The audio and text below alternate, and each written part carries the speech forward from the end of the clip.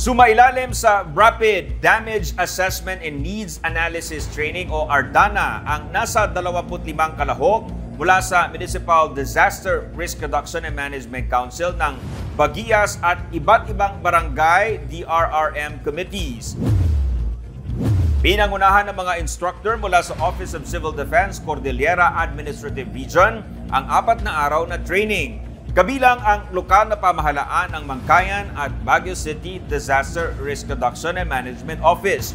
Ang ARDANA ay isang sistematikong proseso na ginagamit kasunod ng isang sakuna o kalamidad upang malaman ang lawak ng pinsala, matukoy ang pangangailangan ng mga apektadong komunidad, at makatulong para sa epektibong pagtugon at pagbangon ng mga naapektuhan.